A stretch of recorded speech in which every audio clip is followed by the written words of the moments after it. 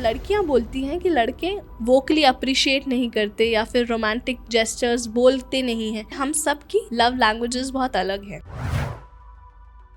It's about कि आप कैसे प्यार रिसीव करना चाहते हो, कि आपको लगे आई एम लव, एंड आप कैसे लव देते भी हो। दोनों का प्यार दिखाने का और रिसीव करने का तरीका अलग है, जो दो लोग समझ नहीं पा रहे। हस्बैंड्स हैं वो सारी बातें कर लेंगे, मगर जब कॉन्फ्लिक्ट की बात आएगी तो वो उसको नज़रअंदाज करके बाकी सारी चीज़ों पे कंसंट्रेट कर जाएंगे।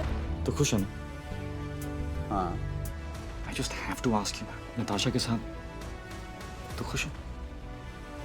अक्सर हम उन्हीं चीज़ों से भागते हैं जो हमें अनकंफर्टेबल लगती हैं। हर रिलेशनशिप में भी कॉन्फ्लिक्ट होंगे। प्रॉब्लम कहाँ आती है कि हमें लड़ना नहीं आता है। बहुत ज़्यादा कॉन्फ्लिक्ट हो, चीज़ें अनरिजॉल्व हो या गंदे तरीके से आप लड़ रहे हो, प्रॉब्लम वो है। बट कॉन्फ्लिक्ट अपने में बुरा नहीं है अगर सॉरी कहने का एग्जैक्टली सही तरीका क्या है? जब तक यहाँ से ना निकले ना, तब तक। अक्सर लोग इफेक्टिवली सॉरी इसलिए नहीं बोलते क्योंकि मेरे लिए तो इतनी बड़ी बात है नहीं। हम अपने पॉइंट को डिफेंड करने में लग जाते हैं और माफ़ी मांग ली, लेकिन उसके बाद आपका एक्शन बदला या नहीं। मैंने मोस्टली विमेन को ये साइलेंट ट्रीटमेंट टैक्टिक की तरह यूज़ करते हुए देखा है। जब थोड़ा सा टाइम बीतेगा, एक आधा नॉर्मल कॉन्वर्सेशन होगी और ये टॉपिक डाइल्यूट हो जाएगा। Most people enter into a silent treatment because of this. Future of relationships कैसा दिखता है? 10 साल हो गए उनकी शादी को।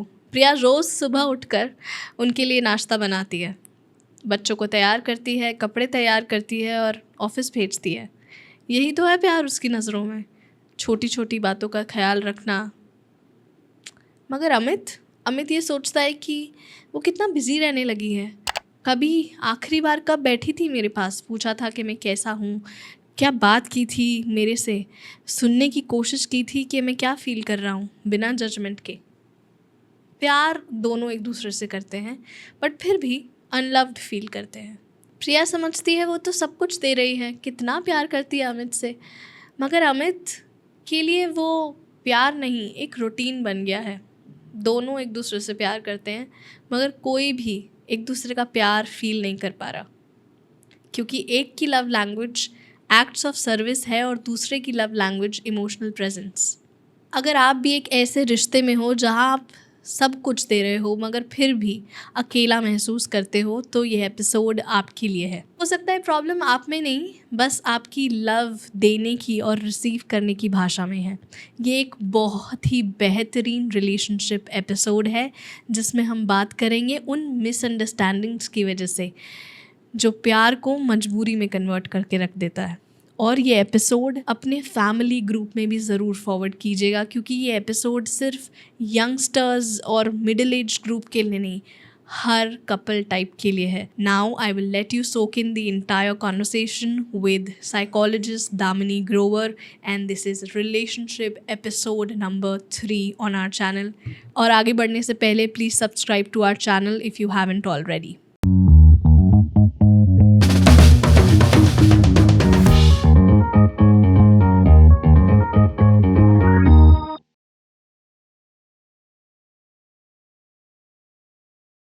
ये one of the comment section में मैंने चीज़ें पढ़ी जिससे मुझे रियलाइज़ हुआ कि हम सब की लव लैंग्वेजेस बहुत अलग हैं। तो पढ़ा क्या था कि एक लड़का पूछता है कि मैं अपनी गर्लफ्रेंड से उसकी पिक्चर्स बहुत मांगता हूँ, ठीक है, एंड मैं उसे कहता हूँ कि अपनी पिक्चर्स भेज, कुर्ती में भेज, ऐसे भेज, वैसे भेज, उसे he wants to see her in all forms, ठीक है। एंड देन वो बोलता है कि मेरी गर्लफ्रेंड तो मेरे से पिक्चर्स मांगती ही नहीं है, तो क्या मुझसे प्यार नहीं करती, मैं उसे पसंद नहीं हूँ। And I was like good observation, but because I am a girl and I know कि लड़कियाँ विजुअली स्टिमुलेटेड नहीं होती या कम होती हैं, तो जस्ट बिकॉज वो आपसे पिक्चर्स नहीं मांग रही है इसका मतलब नहीं है कि वो आपसे प्यार नहीं करती।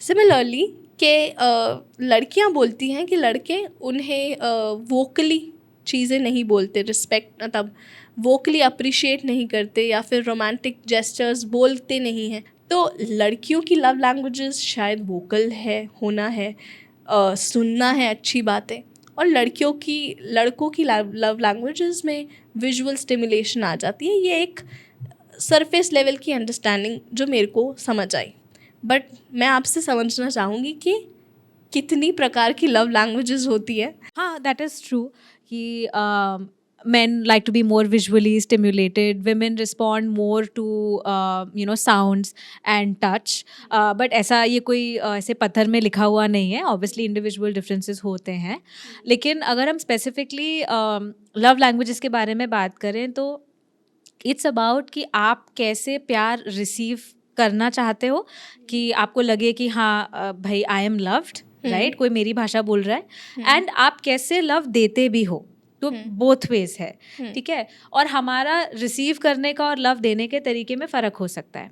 अब अगर हम साइकोलॉजिकली जाएं तो एक बहुत वेल नोन कॉन्सेप्ट है 5 लव लैंग्वेजेस का, जो एक डॉक्टर गैरी चैपमैन है. He is an American marriage researcher.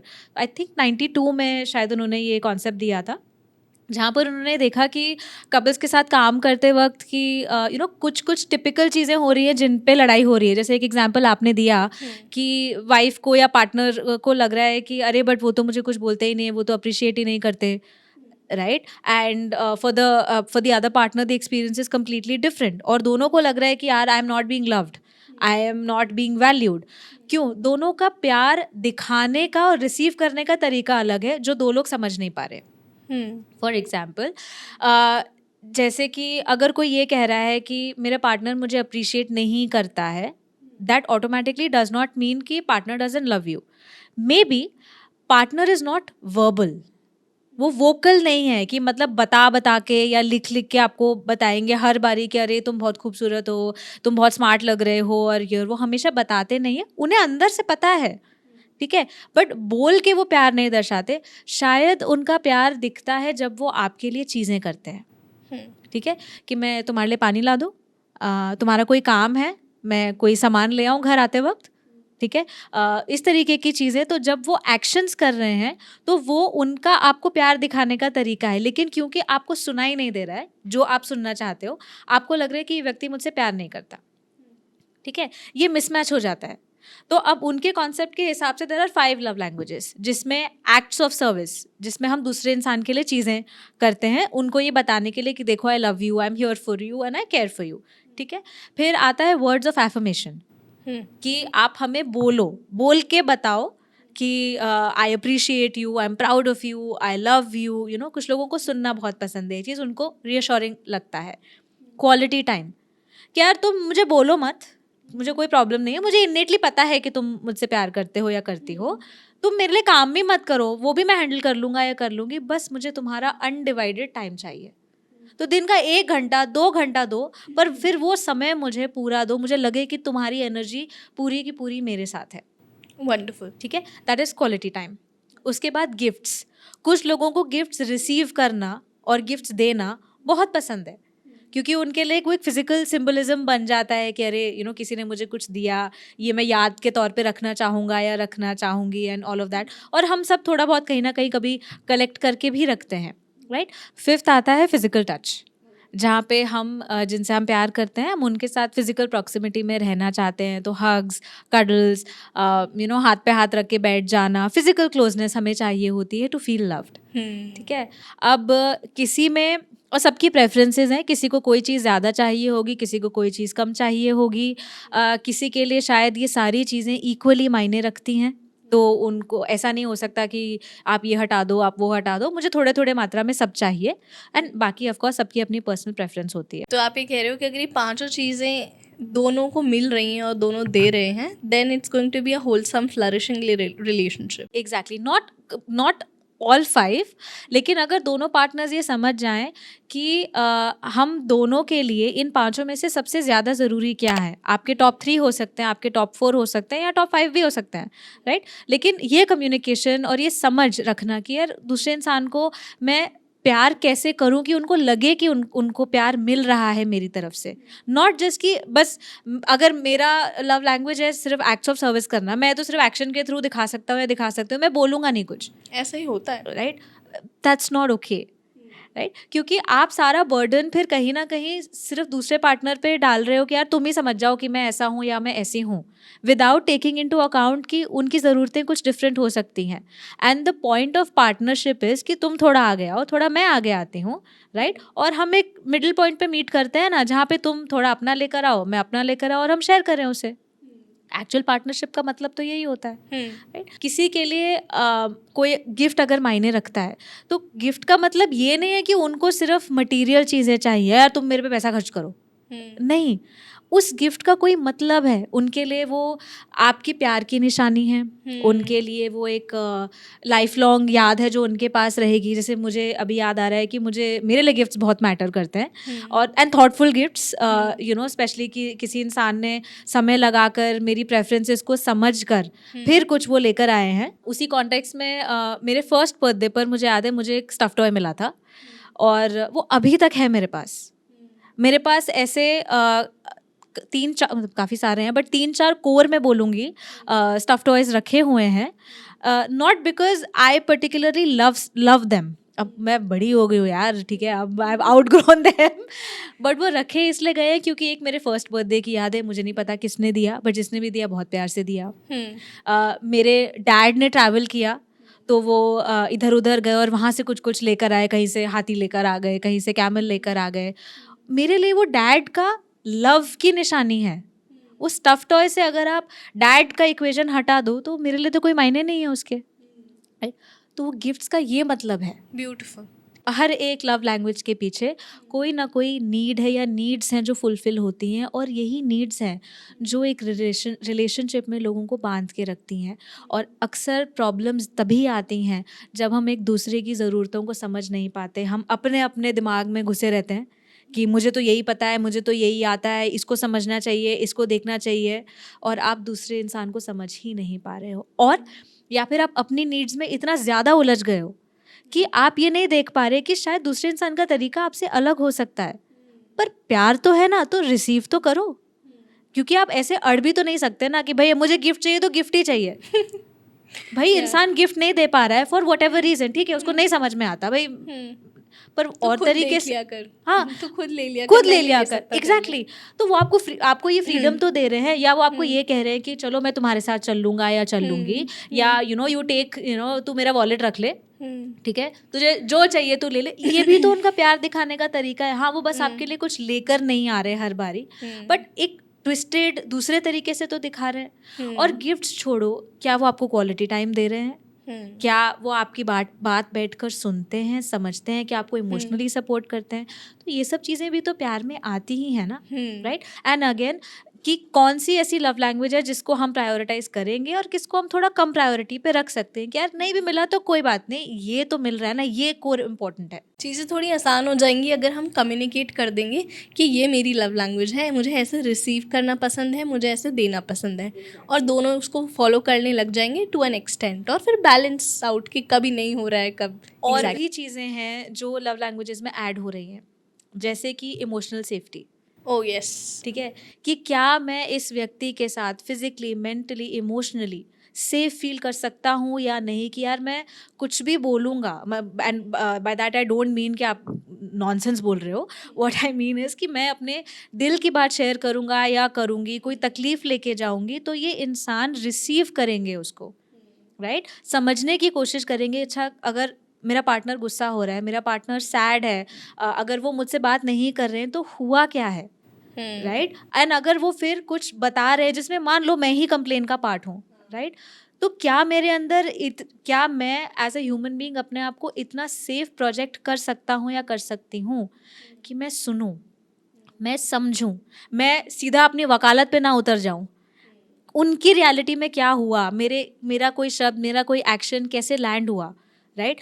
अब क्या हम मिलकर ये बात कर सकते हैं, यानी क्योंकि एक्चुअल कम्युनिकेशन तो यही है, खाना खा लो, फ़ोन कर लो, यहाँ चले जाओ, आज तुम्हारा दिन कैसा था.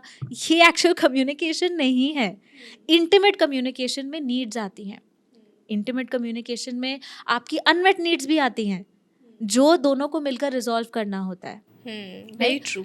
Accountability is the next thing, कि क्या अगर आपसे कोई चीज़ गलत हो गई या आपने जान के नहीं किया लेकिन फिर भी कभी कभी दूसरे इंसान पे एक उल्टा असर पड़ जाता है और उन पे बहुत इम्पैक्ट होता है, क्या आप समझ के उस बात की जिम्मेदारी उठा सकते हो? क्या आप इमोशनल रिपेयर कर सकते हो कि यार हो गया ना डैमेज, ठीक है, चाहे जान के हुआ, गलती से ना अनजाने में हुआ, लेकिन डैमेज तो हो गया। अब अगर मुझे इस इंसान की लव लैंग्वेज समझ में आती है, मुझे इस इंसान की ज़रूरतों का पता है, तभी तो मैं इफ़ेक्टिवली रिपेयर कर पाऊँगा या कर पाऊँगी। और अक्सर रिलेशनशिप्स में ये सब चीज़ें नहीं होती क्योंकि लोगों को पता ही नहीं है, और अगर एक सुपरफिशियल आइडिया है तो उसे इम्प्लीमेंट कैसे करना है वो नहीं पता। कई बार लोग मैकेनिकली भी कर देते हैं कि हमने बोलना सीख लिया, आई अंडरस्टैंड, मैंने लास्ट टाइम भी ये चीज़ बोली थी कि खाली बोलने से कुछ नहीं होता, वो एक्शन में दिख रहा है नहीं, सामने वाले व्यक्ति को फील हो रहा है या नहीं, क्योंकि ये सब चीज़ें हैं जो आपकी रिलेशनशिप को स्ट्रॉन्ग कर रही हैं, और ये बहुत एक रिलेशनशिप की बारीकियां हैं जो लोग नहीं जानते। इमोशनल रिपेयर, बहुत अच्छा शब्द इस्तेमाल करा आपने। मुझे इससे एक एग्जांपल याद आया कि एक लड़की है, उसके अपने हस्बैंड के साथ कॉन्फ्लिक्ट हुआ है, या फिर उसका घर पे किसी के साथ कॉन्फ्लिक्ट हुआ है, फॉर एग्जांपल उसकी मदर इन लॉ के साथ कॉन्फ्लिक्ट हुआ है, और वो जब भी उसे जाकर उसे बताती है तो वो सब कुछ करता है, बस उसका वो बात नहीं सुनता, मतलब इमोशनली उसको सुनने के लिए रेडी नहीं है, हमेशा इग्नोर कर देता है उस टॉपिक को जिस पे वो बात करने जाती है। तो वो उसे कैफ़ेज़ भी लेके जाता है, वो उसे आई लव यू भी बोलता है, वो उसे पैम्पर भी करता है, फिज़िकल टच भी दे रहा है, क्वालिटी टाइम भी दे रहा है, कैफ़ेज़ घूम के आते हैं। आज मैं काम से होकर आया हूँ, वो परेशान है किसी बात से जो घर पे हुई है, बट छोड़ ना, चल हम घूमने चलते हैं, एंड देन कॉफ़ी डेट्स पे जा रहे हैं, सब कुछ कर रहे हैं।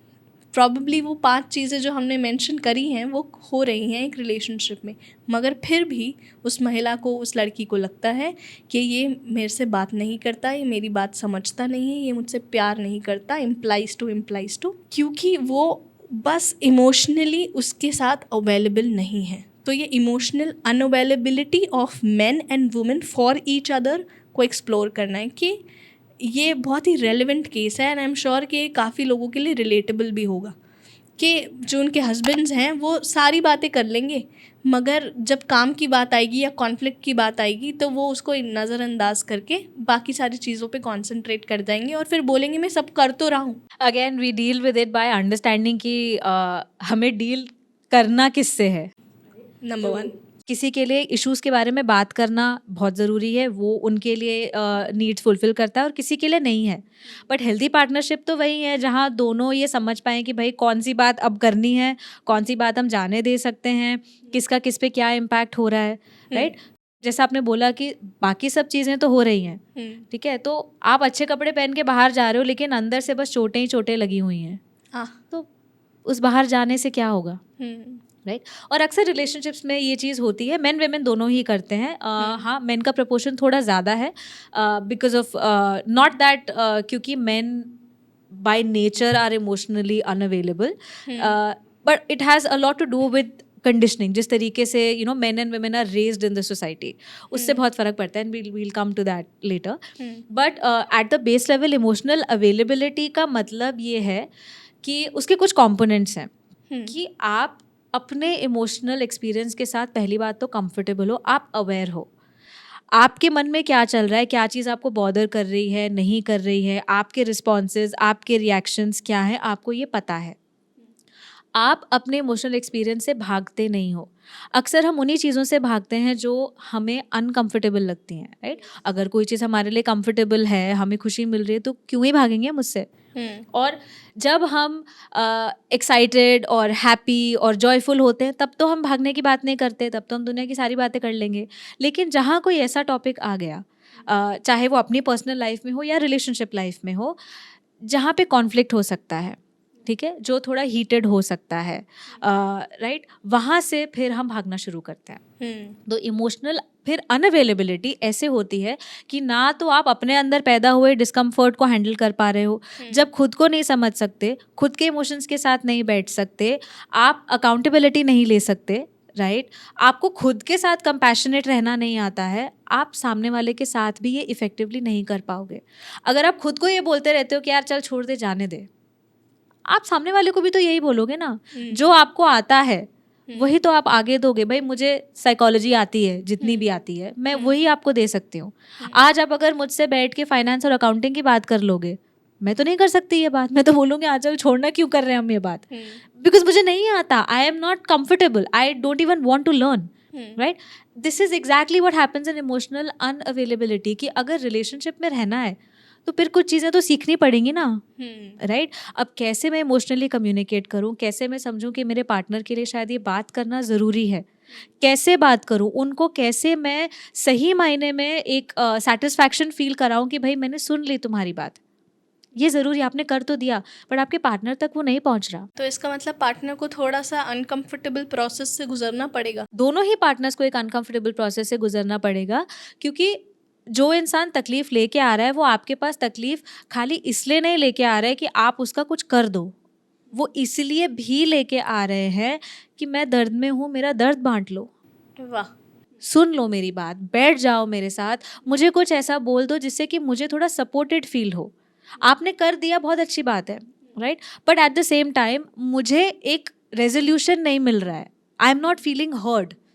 तो हो सकता है ना कि उस व्यक्ति के लिए वो ज़्यादा ज़रूरी हो सकता है कि वो इंसान ये बोले कि यार ठीक है तुम आउटर वर्ल्ड में कुछ करो या ना करो कोई बात नहीं, बट तुम मुझे समझ रहे हो, मेरे लिए वो ज़्यादा इंपॉर्टेंट है, मैं वहीं से स्ट्रेंथ ड्रॉ कर लूँगी या कर लूँगा, यस, राइट। अब पॉइंट ये कि क्या आपको ये समझ में आया या नहीं, आपने बैठ के समझा कि आपका पार्टनर क्या कहना चाह रहा है, या आप भाग गए। मैं अपनी गर्ल गैंग का एग्जांपल देती हूँ कि मेरी बहुत सारी गर्ल फ्रेंड्स हैं जो मेरे पास आकर अपनी रिलेशनशिप्स के चीज़ें डिस्कस करती हैं, and then my first response to them is कि why don't you discuss with him. Then वो कहती है कि लड़कों का ना EQ नहीं होता है। तो I stopped her and I said कि देख, EQ और इमोशनल अंडरस्टैंडिंग में डिफरेंस है। मैं यहाँ पे एक छोटी सी चीज़ शेयर करना चाहूँगी, मेरा एक्सपीरियंस। मम्मी पापा किसी डेस्टिनेशन मैरिज पे गए, वो दोनों वापस आए डेस्टिनेशन मैरिज से, तो मैंने उनसे पूछा कि शादी कैसी थी। मैंने पापा से पूछा शादी कैसी रही, बहुत बढ़िया रहा, कैसा रहा, हम इन्जॉय किया। तो ही सेड कि अरे बहुत बढ़िया थी, अरेंजमेंट इतना बढ़िया था, सब कुछ इतने अच्छे से हो गया, गेस्ट आए, यहाँ पे ये फंक्शन हुआ, यहाँ पे ये फंक्शन हुआ, इवेंट में ये लोग आए थे, एंड उन्होंने रिटर्न गिफ्ट्स में ये दिया, ठीक है, एंड लोगों का ऐसे खातिरदारी की, इसका स्टॉल लगा था और इसकी केटरिंग हुई थी, इतना स्मूथ फंक्शनिंग थी, ऑर्गेनाइजेशन बहुत अच्छी थी, होटल का स्टाफ भी बहुत अच्छा था, क्या मस्त शादी हुई। कहा बहुत बढ़िया, क्या बात है। एंड देन शाम को आई मैंने से पूछा और मम्मी शादी कैसी थी, तो मम्मी कही खाक अच्छी शादी थी, वहाँ पे चाची ताई से बात नहीं कर रही थी, तो दुल्हन का मुंह बना हुआ था, जो दूल्हा है वो ऐसा दिख रहा था, थोड़ा एरोगेंट सा दिख रहा था। तो she notice stuffed emotional angle पे, एंड पापा notice stuffed on a planetary angle, on a organizational level. And ऐसा नहीं है कि पापा की EQ कम है। द थिंग इज़ कि जो लड़कियों की एनालिसिस है वो इमोशनल पैरामीटर्स पे ज़्यादा होती है। एंड आई रियलाइज्ड कि ये बहुत अच्छा टेक अवे था मेरे लिए कि मैंने दोनों से पूछा शादी कैसी थी, मगर किसी और से रिप्लाई क्या आया ऑन अ डिफरेंट पैरामीटर, किसी और से रिप्लाई आया ऑन अ डिफरेंट पैरामीटर। तो मुझे वहाँ से इमीडिएटली रियलाइजेशन हुई कि लड़कों को लगता है कि सब घर में सही तो चल रहा है, खाना अच्छा मिल रहा है तुम्हें, हम बाहर जा रहे हैं, घूम रहे हैं, तुम अच्छा खाती हो, पहनती हो, अपना कमाती हो, मैं तुम्हें डिस्टर्ब नहीं करता, तो सब कुछ सही है। और लड़कियों को लगता है कि अगर हमारी बीच में इमोशनल्स बातें नहीं हो रही हैं, हम कनेक्ट नहीं कर पा रहे हैं, तो सब कुछ होने के बाद भी कुछ सही नहीं है। And that is why I was like, wow, this is a beautiful example. Yes, to a certain extent, men and women are wired differently. But ये कोई again पत्थर की लकीर नहीं है। और दूसरी बात, जब हम EQ की बात करते हैं, इमोशनल क्वोशेंट या इमोशनल इंटेलिजेंस, ये कोई ऐसा प्रिविलेज नहीं है which is only reserve for women. Emotional intelligence हम सबके पास है, मेन एंड वुमेन, मतलब सबके पास, हर जेंडर के पास में ये है। Even animals are emotionally intelligent. जब हम इमोशनल इंटेलिजेंस की बात करते हैं, it's a skill, it can be develop and it needs to be developed. फ़र्क ये आता है कि कोई भी स्किल के डेवलपमेंट में ना, लाइफ स्किल्स की अगर हम बात करते हैं तो वो हमारी सोसाइटल कंडीशनिंग, हमारी अपब्रिंगिंग पे बहुत ज़्यादा डिपेंड करता है। Wow. जैसे you know, especially Indian culture में men are raised to be the providers, इसीलिए उनका लॉजिस्टिक्स पे ध्यान ज़्यादा जाता है कि कोई काम कराना है, लॉजिकली चीज़ें कैसे मैनेज होंगी, प्रैक्टिकल लाइफ कैसे डील होगी, क्योंकि उनको ये बताया जाता है कि चाहे वो डायरेक्टली हो या सटल मैसेजेस जो फ्लोट अराउंड करते रहते हैं कि पढ़ो, अच्छी नौकरी लेनी है, पैसा कमाना है, घर को संभालना है। एंड घर को संभालने में मोस्टली ये रोल्स, रिस्पॉन्सिबिलिटीज़, ड्यूटीज़ आती हैं from an action perspective, right. वहाँ पर इमोशनल कॉन्वर्सेशंस बहुत मेन के साथ जब लड़के बड़े हो रहे होते हैं उनके साथ होती ही नहीं है। तो ऐसा नहीं है कि उनके पास इमोशंस नहीं है या उनके पास EQ नहीं है, उनको कभी वो प्लेटफॉर्म मिला ही नहीं जहाँ वो इन सब चीज़ों को एक्सप्लोर कर सके। कितने एग्जाम्पल्स होंगे जहाँ पर अगर आप किसी आदमी के साथ बैठो, उनसे बात करो, तो वो बोलेंगे कि हमारे पास कभी कोई सुनने समझने वाला था नहीं। अगर हम रोते थे तो हमें ये बोल के चुप करा दिया जाता था कि यार लड़के रोते हैं क्या, चल उठ जा खेल। व्हाट डज दैट मीन कि crying is something which is very feminine, right. लड़के नहीं रो सकते बट लड़के रोते हैं, फिर वो छुप छुप के रोते हैं या फिर वो अपने रोने को दबाते हैं क्योंकि उन्हें पता है कि कहीं पे सुनवाई नहीं मिलेगी। अगर मैंने रो दिया, मैंने कोई अपना एक इस तरीके से एक वल्नरेबल एस्पेक्ट दिखा दिया तो मुझे लोग जज करेंगे। उनकी रियलिटी अनफॉर्चुनेटली ये है जो धीरे धीरे अब बदल रही है, राइट। अगर हम विमेन की बात करें, women are societally culturally programmed to be more high on emotions, क्योंकि उनको ये बताया जाता है और बायोलॉजिकली भी अगर आप देखो तो नैरेटिव क्या है कि women is the woman is the नर्चरर, कि आपका क्या काम है, आपको बेसिकली बच्चे पैदा करना है। नर्चरर का मतलब वो है तुम्हें घर संभालना है, तुम्हें रिश्ते संभालना है। अब यहाँ पे तो EQ लगती है ना, राइट। इसीलिए विमेन का बाय डिफॉल्ट ये थोड़ा ज़्यादा हो जाता है और मेन का पूरी तरीके से सरफेस पे नहीं आ पाता। बट ऐसा नहीं है कि women are not logical and men are not emotional, that is absolutely not true. हमारे ब्रेन के पास दोनों फैकल्टीज़ हैं। जैसे आपने बोला कि लड़कों को जो प्लेटफॉर्म मिलता है वहीं पे उनकी इमोशनल अंडरस्टैंडिंग या EQ नज़र भी आती है। तो मुझे जहाँ तक समझ आती है कि EQ का मतलब है कि आप अपने इमोशनल्स को कैसे रेगुलेट करते हो on different in areas of your life. तो मैंने लड़कों को बहुत अच्छे से इमोशंस को रेगुलेट करते हुए देखा है when it comes to CEO positions पे, हायरार्की में, टीम्स के साथ ऑर्गेनाइज करते हुए कि कब उन्हें सॉफ्ट होने की ज़रूरत है, कब उन्हें हार्श होने की ज़रूरत है, कब उन्हें फटकारने की ज़रूरत है, कब उन्हें एफिशिएंट बनाना है, कब उन्हें क्वालिटी चाहिए, कब वो छोड़ देते हैं, लेट गो कर देते हैं कि इसने गलती कर दी। तो वहाँ पे वो अपने इमोशंस को अपने वर्क प्लेस में बड़े अच्छे से रेगुलेट करते हैं। इनफैक्ट ये एक स्टैट भी था कि when men are more emotionally intelligent in their workplace than females. फ़र्क ये है कि घर में आपके पर्सनल रिलेशनशिप्स में बहुत सारे ट्रिगर्स जुड़ जाते हैं, बैगेज बहुत ज़्यादा होता है जो आपका काम में नहीं होता, इसीलिए वहाँ पे डील करना इजी होता है। सेकेंडली अगेन वो काम है, तो इतना तो हम सबको पता है, अगर एक औरत भी काम पे जाएगी तो उनको पता है कि ये काम है, तो काम पे क्योंकि आपको करना पड़ रहा है आप अपने आप को रेगुलेट कर लोगे। लेकिन पर्सनल रिलेशनशिप्स में बहुत सारे न्यूएंसेस, बहुत सारे डायनामिक्स आ जाते हैं। जब हम ये जनरलाइजेशंस करना शुरू कर देते हैं ना, तो हम लोगों को, खुद को बस एक दायरे में बांध देते हैं कि ये तो ऐसे ही है, ऐसे ही है, तो इसका मतलब है कि टेक इट और लीव इट। हम फिर ग्रोथ का स्कोप नहीं छोड़ रहे। तो इसीलिए I personally steer away from generalizations because men भी इमोशनली डेवलप और हो सकते हैं अगर वो फोकस करना शुरू करें तो, right. And which is why we also see a rise in the number of men reaching out for therapy. That's a proof. Really? And second, yes, women also need to learn to tap into their practical side a little bit more, क्योंकि उनका natural या by default because of conditioning या जो भी biology भी अगर आप बोलो तो ठीक है, emotional quotient naturally higher है, right? उनको उसको logic और practicality के साथ balance करना सीखने की ज़रूरत है, जो वो करती हैं. एक चीज़ जो मुझे बात करनी है वो है conflict solving. ठीक है, हर रिलेशनशिप इंटेंशनल होना चाहिए, कॉन्शियस होना चाहिए, मगर उस कॉन्शियस रिलेशनशिप में भी कॉन्फ्लिक्ट होंगे, नेचुरल है। चाहे आपने अपनी मर्ज़ी से पार्टनर चुना है या पेरेंट्स की मर्ज़ी से, उस पार्टनर में हर किसी में रेड फ्लैग और ग्रीन फ्लैग होंगे और उसके साथ आपके कॉन्फ्लिक्ट भी होंगे.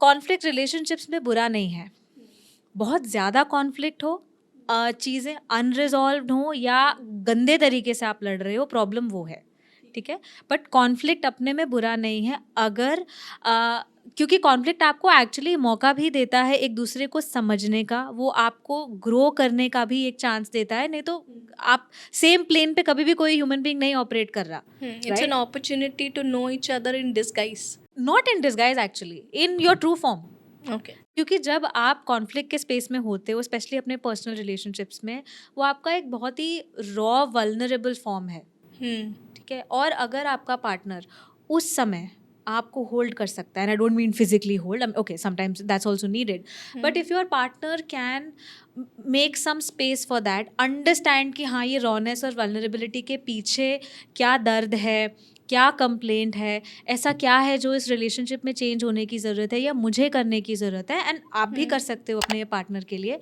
तो वो आपके रिलेशनशिप को स्ट्रॉन्ग ही करेगा। तो एक्चुअली देखा जाए तो conflict can help a relationship and the people in the relationship to grow. Problem कहाँ आती है कि हमें लड़ना नहीं आता है, ठीक है, और जिस मुद्दे पे हम लड़ रहे हैं, लड़ना चाहिए, हम उसको छोड़ के बाकी सब करते हैं। तो प्रॉब्लम्स कहाँ आती हैं? सबसे पहले तो जो हमने बात करी कि हम एक दूसरे की ज़रूरतें नहीं समझ पा रहे, तो फिर क्लैश होगा। मैं चाह रही हूँ कि तुम मेरे लिए एक्स करो या तुम मेरी बात एक्स तरीके से समझो, मैं वाई समझ रहा हूँ या समझ रही हूँ, और हम दोनों वो मीटिंग पॉइंट पे नहीं आ पा रहे, ठीक है। उसके बाद कॉन्फ्लिक्ट इसलिए होता है इमोशनल प्रेजेंस की वजह से, राइट, कि इमोशनली आप अवेलेबल हो या नहीं, आप क्या अपने पार्टनर की बातों को डिसमिस कर देते हो कि यार ये इंपॉर्टेंट नहीं है, यार तुम्हारे लिए तो हर चीज़ ही बड़ी प्रॉब्लमेटिक है, तुम्हें तो हर चीज़ ही ख़राब लगती है, या it's not a big deal, why are you making a big deal about it, या अवॉइड कर देना, ह्यूमर में उड़ा देना बात को, ठीक है। पार्टनर कंप्लेन कर रहे हैं और आप टॉपिक चेंज कर रहे हो, या फिर आप साइलेंट ट्रीटमेंट दिए जा रहे हो, आप बात ही नहीं कर रहे हो। These are unhealthy things that you end up doing, and these are the science of emotional unavailability. जितना इमोशनली अनअवेलेबल रहोगे उतना नीड्स मीट नहीं होंगी। ऐसा नहीं है कि सिर्फ पार्टनर की होंगी, आपकी भी मीट नहीं होंगी, क्योंकि जब दूसरा इंसान फ्रस्ट्रेशन में जाएगा तो फिर वो आपको भी इफेक्टिवली मीट नहीं कर पाएगा, ठीक है। उसके बाद इसलिए कि जो मुद्दा है एट हैंड हमने वो छोड़ दिया। Eventually in most relationships people are just attacking each other. It just becomes a blame game. It becomes like a competition जो मुझे जीतना है। तो मान लो अगर मैंने आंचल को ये बोला कि यार आंचल तुमने ग्लास वहाँ क्यों रखा है, इसको प्लीज़ उसकी अपनी यूज़ करके अपनी जगह पे रख दो। मैंने सिर्फ इतना ही बोला, ठीक है। एक बार बोल दिया, 2 बार बोल दिया, एंड आंचल ने मेरी बात नहीं सुनी। I am still highlighting the behaviour कि आंचल जब आप ग्लास यहाँ पे रखते हो तो मेरे लिए बड़ा इनकन्वीनियंट होता है, मेरा काम बढ़ जाता है, प्लीज़ इसे वहाँ रख दो, ठीक है। अब मान लो मैंने तीसरी चौथी बार थोड़ा सा फ्रस्ट्रेशन में बोल दिया। एन इमोशनली अनअवेलेबल पार्टनर, या जहाँ पे कम्युनिकेशन सॉलिड नहीं है, कनेक्शन सॉलिड नहीं है, जवाब क्या आएगा? यार तुम्हें तो मेरी हर चीज़ से ही प्रॉब्लम है, एक ग्लास ही तो रखा है, बार बार क्यों बोलती रहती हो, या बार बार क्यों बोलते रहते हो। अब क्या हुआ? अब क्या हम ग्लास की बात कर रहे हैं, हम बिहेवियर की बात कर रहे हैं? नहीं, अब आप मेरे बारे में बात कर रहे हो। अब आप ये कह रहे हो कि मुझे हर चीज़ से प्रॉब्लम है, as a person something is wrong with me, कि मैं हर चीज़ का मुद्दा बनाती रहती हूँ। अब मैं चिढ़ गई, यार मैं ग्लास की बात कर रही हूँ, तुम पर्सनल क्यों हो रहे हो, ठीक है। मैं भी तो फिर अब कुछ पलट के बोलूँगी ना, क्योंकि हम लोग का तो दिमाग at a very base level is primed for defence. तो जहाँ भी हम एक अटैक सेंस करेंगे, राइट, हम भी एक डिफेंस मोड में जाएंगे। तो हो सकता है कि फिर अपने गुस्से और फ्रस्ट्रेशन में मैं भी कुछ आपको पलट के ऐसा बोल दूं जब आपके लिए पर्सनली अटैकिंग हो जाए। आई कैन टर्न अराउंड से तुम्हें बात करने की तमीज़ नहीं है क्या? शुरुआत कहाँ से हुई थी इस कॉन्वर्सेशन की? ग्लास से। अब हम क्या बात कर रहे हैं कि किसको तमीज़ है, किसको तमीज़ नहीं है, किसको हर चीज़ से प्रॉब्लम है। अब यहाँ पे it has become about me and Anchal. हम दोनों एक दूसरे की पर्सनालिटी को, एक दूसरे की सोच को, एक दूसरे के कैरेक्टर को अब हम जज कर रहे हैं, जबकि प्रॉब्लम बहुत सिंपल सी थी कि एक इंसान आपको ये कह रहा है कि प्लीज़ मेरे लिए काम बढ़ जाता है, आप ग्लास उठा के वहाँ रख सकते हैं क्या? और आपको सिर्फ इतना बोलना था कि हाँ I understand, I am sorry, मैं रख देती हूँ, या फिर यार मुझसे नहीं होता, मैं ना भूल जाती हूँ, तो मुझे दिख रहा है तुम फ्रस्ट्रेटेड हो बट भूल जाती हूँ।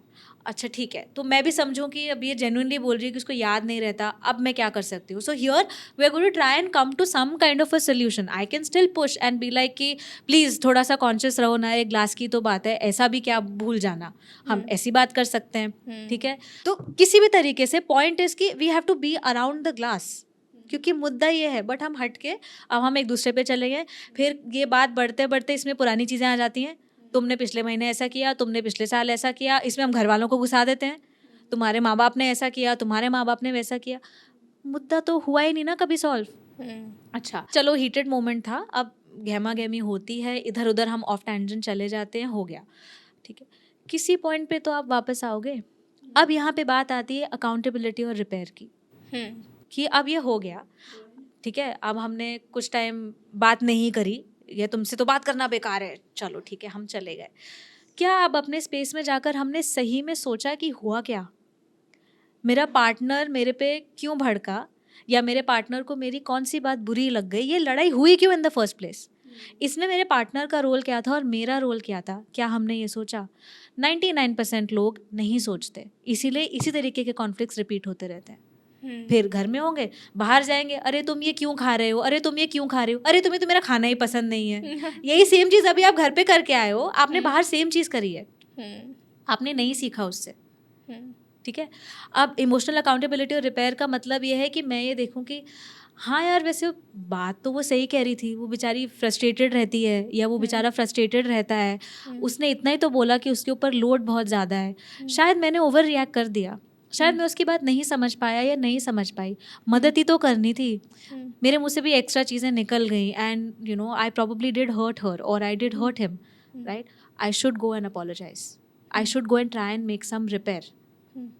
बात खाली ग्लास की नहीं है, बात है उतनी फ्रस्ट्रेशन की जो वो ग्लास डिपिक्ट कर रहा है एक व्यक्ति के लिए, और आप उसको मिनिमाइज कर रहे हो, ये इतनी बड़ी बात नहीं, बट उसके लिए है ना, तुमको क्या पता उसके अंदर कितनी फ्रस्ट्रेशन चल रही है, तुम कैसे बोल सकते हो कि बड़ी बात नहीं है, तुमने क्या बैठ के समझा, राइट। और दूसरी तरफ से अगर मैंने भी गुस्से में आपको ये बोल दिया आंचल को कि यार आंचल तुम्हें बात करने की तमीज़ नहीं है, I also need to think कि हाँ ठीक है, माना कि आई वॉज फ्रस्ट्रेटेड, माना कि this person did not hear me, but I should not have attacked the person, मतलब मैं वहाँ से जा सकती थी या मैं कुछ और न्यूट्रल बोलकर भी शायद मैं डिफ्यूज़ कर सकती थी, बट मुझे अटैक नहीं करना चाहिए था। Now when both people come to this understanding, और उसके बाद जब शाम को या अगले दिन ठंडे दिमाग से जब वो ये बात करेंगे, तो कनेक्शन कैसे स्ट्रॉन्ग नहीं होगा। और जब आप सॉरी बोलो, ठीक है, बोलने को तो बोल सकते हैं, मेरा नेक्स्ट क्वेश्चन था कि ठीक है I am sorry, but sorry की भी अपनी एक एनर्जी है। अब माफ़ी पूरी तरीके से मतलब आपका सॉरी एक्सेप्टेबल तब बनता है जब उसमें कुछ कंपोनेंट्स हों। सबसे पहली चीज़, अगर आप बोलने के लिए बोल रहे हो ना, तो सामने वाले को वो समझ में आता है, ठीक है, वो एनर्जी उसकी अपनी जो है एक अपॉलॉजी की, तो सामने वाला रीड कर सकता है। तो आपका इंटेंशन क्या है, आप सिर्फ स्यापा मुकाने के लिए बोल रहे हो, ठीक है, या आप सच में समझ पा रहे हो कि आपके किसी एक्शन से दूसरे इंसान को बहुत चोट पहुंची है, चाहे वो आपके लिए छोटी बात क्यों ना हो, पर दूसरे इंसान के लिए उसके मायने कुछ और हैं, राइट। तो अक्सर लोग इफ़ेक्टिवली सॉरी इसलिए नहीं बोलते हैं क्योंकि अपने दिमाग में रहते हैं कि मेरे लिए तो इतनी बड़ी बात है नहीं, आई डोंट अग्री, उसकी सोच है, हम अपने पॉइंट को डिफेंड करने में लग जाते हैं, और अक्सर अपॉलॉजी में भी यही हो रहा होता है, ठीक है, कि हम अपनी बात एक्सप्लेन करने में लग गए हैं रादर देन ट्रूली अंडरस्टैंडिंग कि सामने वाले की रियलिटी क्या है। अब अगर चलते हुए मान लो मेरी वजह से आपको चोट लग गई, मैंने आपको चाहे जान के मारा हो या गलती से हाथ लग गया, चोट तो लग गई ना मेरी वजह से। अब मुझे एक बात बताओ, आप दर्द में बैठे हो, what is going to help you more? Yeah, if I come and say Aanchal, I am really sorry, I did not realize मेरा हाथ तुमको इतनी ज़ोर से लगा, and I know you must be in a lot of pain, tell me मैं क्या कर सकती हूँ तुम्हारी चोट में। That's option 1. Option 2 is कि ओ आंचल आई एम सॉरी, हाँ लग गया, बट तुम भी तो देख के नहीं चल रही थी यार, तुम भी तो देख सकती थी ना कि मैं सामने से आ रही हूँ, तो हाथ बचा लेती ना तुम अपना, तुम्हें फिर चोट नहीं लगती, बट चल कोई बात नहीं, अब जो हो गया सॉरी। आप बताओ आपके लिए कौन सी अपॉलॉजी मैटर करेगी? ऑब्वियसली इसमें कोई क्वेश्चन वाली बात ही नहीं है, एनर्जी ऑब्वियस है कि मैं उस सॉरी को एक्सेप्ट करूँगी जिसमें आपने बहुत एम्पैथी दिखाई, और मैंने सच में रिस्पॉन्सिबिलिटी ली, मैंने इधर उधर नहीं करा, डिसमिस करने की, भागने की कोशिश नहीं करी, एंड मोस्ट इम्पॉर्टेंटली मैंने आपकी चोट की जिम्मेदारी आपके ऊपर नहीं डाली। ये कहना कि तुम भी तो देखकर चल सकती थी, इसका मतलब है कहीं ना कहीं जो चोट लगी तुम्हें तुम्हारी वजह से ही लगी, राइट अब हो सकता है कि आप भी केयरलेस हो, मैं मना नहीं करी, बट एक समय होता है और एक तरीका होता है बोलने का। उस मोमेंट पे अब जब आप दर्द में हो, मैं आकर इस तरीके से आपके ऊपर आपको बोलने लग जाऊं, आप नहीं सुनोगे, आपका दिल वो सॉरी कभी मानेगा ही नहीं, क्योंकि उसकी एनर्जी वो है ही नहीं। And the second important component of an effective apology, तो एक तो ये हो गया कि आप अकाउंटेबिलिटी लें, ठीक है, आप अप्रोप्रिएट जेस्चर्स करें, और कभी कभी खाली वर्बल सॉरी बोलने से काम नहीं चलता, कभी कभी आपको थोड़े ग्रैंड जेस्चर्स या छोटे छोटे जेस्चर्स करने पड़ते हैं सामने वाले को सेफ और अंडरस्टूड फील कराने के लिए, या दिखाने के लिए कि हाँ आपको सच में एहसास है कि क्या हुआ है, and you really the person really means a lot to you, right? So action also matters a lot. And last and most important कि सॉरी तो बोल दिया, माफ़ी मांग ली, लेकिन उसके बाद आपका एक्शन बदला या नहीं। तो कि अक्सर हम सॉरी तो बोल देते हैं, माफ़ी तो मांग लेते हैं, लेकिन हम बाद में जाकर वही सेम चीज़ करते हैं जिससे पहली बार कॉन्फ्लिक्ट उठा था। Sorry always comes with a changed behaviour, with a full understanding of what caused the problem in the first place. Most people don't do that. They avoid responsibility, they will put it on the other person. वो भागने के बारे में सोचेंगे, ठीक है, या फिर चुप हो जाएंगे कि बात ही मत करो, कुछ दिन में अपने आप ही टॉपिक ठंडा हो जाएगा और उसके बाद we will be able to move on, कि किसी तरह से बस नॉर्मल सी आ जाए और बात अपने आप जो है निपट जाएगी। ऑफ कोर्स निपट जाएगी, आपने कारपेट के अंदर ब्रश कर दिया, अब कुछ टाइम के बाद में आप फिर उसके ऊपर ट्रिप करके गिरोगे, और आप जितनी चीज़ें कारपेट के अंदर दबाते चले जाओगे, आपकी रिलेशनशिप हेल्थ उतनी डिटीरियोरेट होती चली जाएगी। काफी घरों में होता है कि most घरों में यही होता है कि उसको ब्रश ऑफ मिट्टी कर पाओ, देते हैं। हाँ, मिट्टी पाओ, चलो मूवी दिखाओ, मिट्टी पाओ, ये बहुत घरों में ये चीज़ होती है। आपको टेम्पररी रिलीफ ज़रूर मिलता है जब आपने उसके ऊपर मिट्टी डाल दी, उसको कवर कर दिया, आपको दिखाई नहीं दे रहा, बट जस्ट बिकॉज कोई चीज़ हमें दिखाई नहीं दे रही, इसका मतलब ये तो नहीं है ना कि वो एग्जिस्ट नहीं करती।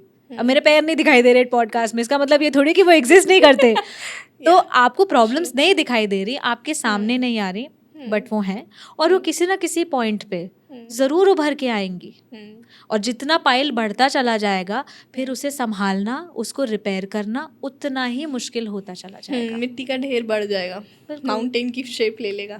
बिल्कुल, एब्सोल्युटली। एक और चीज़ पे बात करनी है मुझे कि जब आपने बातों बातों में बीच में बोला था साइलेंट ट्रीटमेंट करते हैं, तो मैंने मोस्टली विमेन को ये साइलेंट ट्रीटमेंट टैक्टिक की तरह यूज़ करते हुए देखा है, या फिर ये कहना कि काफ़ी लोगों का कोपिंग मैकेनिज्म ये होता है, जब वो कॉन्फ्लिक्ट में होते हैं, जब वो हर्ट होते हैं, तो वो साइलेंट ट्रीटमेंट देना शुरू कर देते हैं। उससे मेरा मतलब है कि वो चुप होकर बैठ जाते हैं कि अब मैं मुंह फुला के बैठ चुका हूँ, या मैं इस बारे में बात नहीं करूँगी, सबको पता लग जाना चाहिए घर में, और अब मेरे से आके सब इस बारे में बात करें। इसके दो परसेप्शन हो सकते हैं। एक, वो इंसान कूलिंग पीरियड की तरह उस साइलेंट ट्रीटमेंट को ले रहा है कि कॉन्फ्लिक्ट हुआ है, मुझे समय चाहिए। काफ़ी लोगों का ये होता है कि उन्हें उसी वक्त बात करनी है, बट काफ़ी लोगों को समय चाहिए होता है कि नहीं, अभी मेरे को इस बारे में बात नहीं करनी है।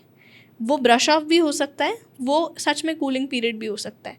मगर मैंने ऐसा नोटिस किया है, जब मोस्टली मैंने जो देखा है, ऑब्ज़र्व करा है, जब विमेन साइलेंट ट्रीटमेंट लेती है तो वो एक ओवर थिंकिंग के लूप में चली जाती है कि वो उसी बारे में सोच कर उस चीज़ को इतना ज़्यादा बड़ा बना देती है।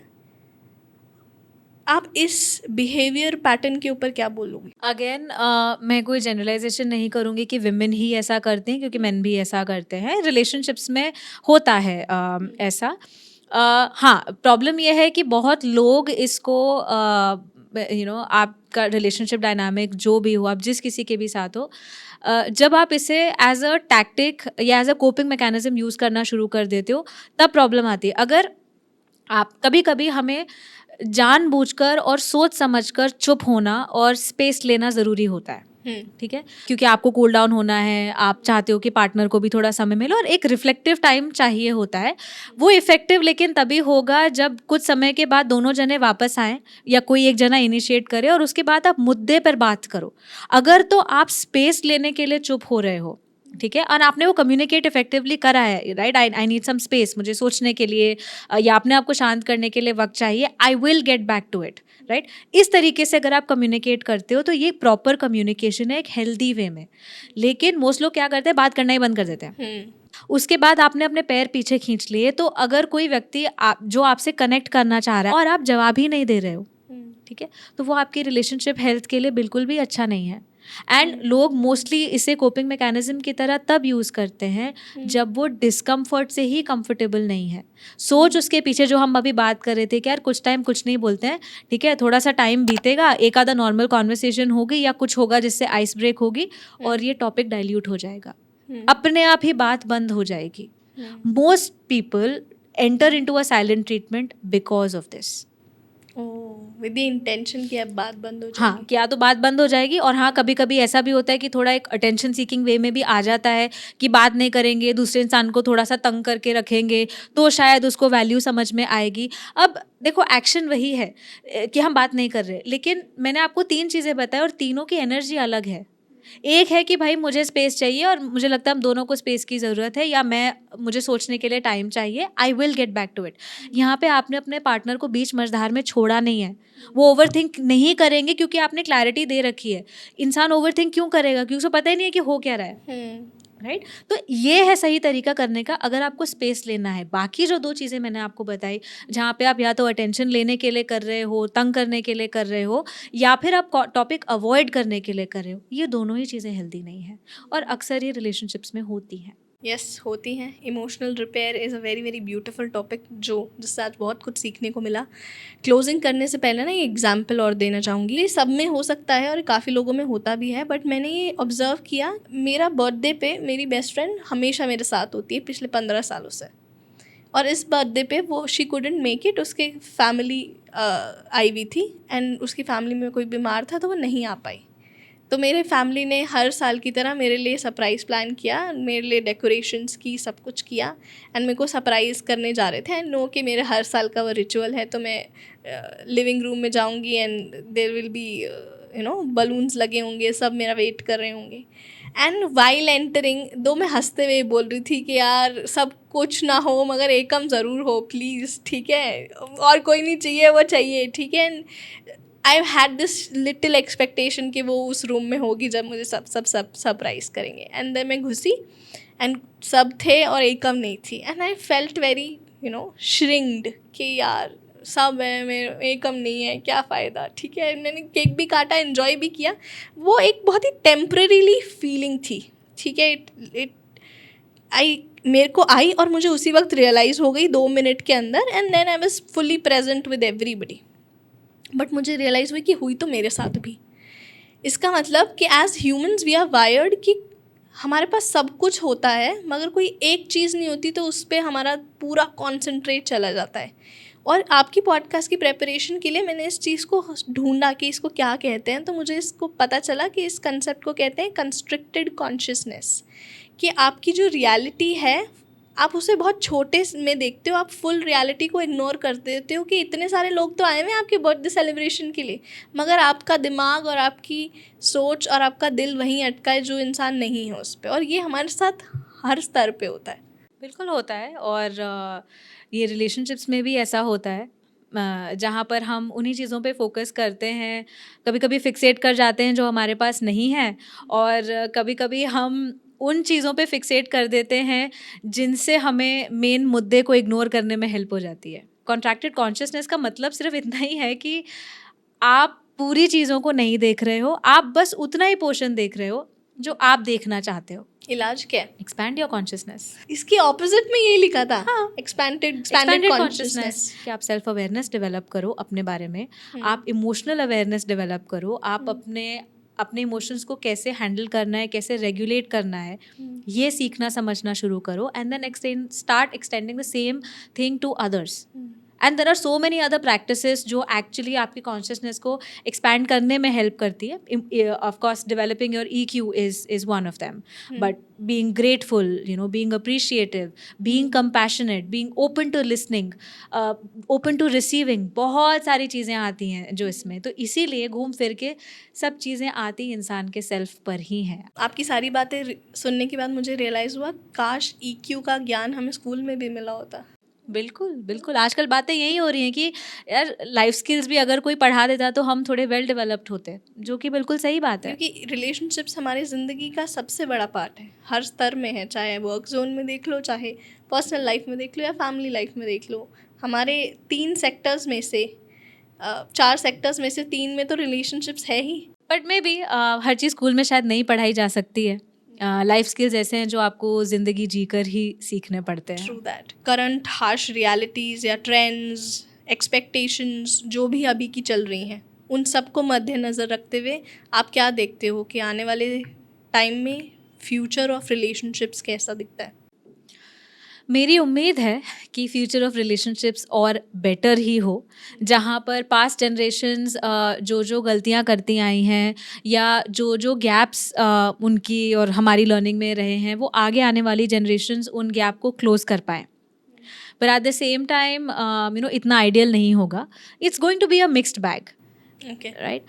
But at the end of the day, my message to everyone, irrespective, just always remains the same, that please work on yourself, work on your patterns, so that you can create a conscious life and conscious relationships. शुरुआत हर चीज़ की आपसे होती है. काफ़ी इनलाइटिंग note पे and कर रहे हैं, but it was a good conversation. Thank you for doing this. Thank you. Thank you. कोई साइलेंस में प्यार करता है, कोई शब्दों से, कोई काम से और कोई हाथों की टच से. असली प्यार ना तब होता है जब सिर्फ आप अपनी नहीं दूसरे की लव लैंग्वेज को भी सीखने की कोशिश करते हो. ये था मेरा सबसे बड़ा take away from today's episode. Please let me know what was your biggest take away from today's episode in the comment section below. मैं आपके कमेंट्स का इंतज़ार करूँगी. और अगर आपने चैनल को अभी तक सब्सक्राइब नहीं किया है तो प्लीज़ सब्सक्राइब कर दीजिए. Also press the bell button so that you get notified about our magical relatable informational content. हम बहुत ही बेहतरीन कंटेंट आपके समक्ष लेके आ रहे हैं, बट उसको सपोर्ट करने के लिए आपको हमारे चैनल को सब्सक्राइब करना पड़ेगा. Also please follow us on Spotify for whole audio experience of the show. And I will see you again on every Thursday.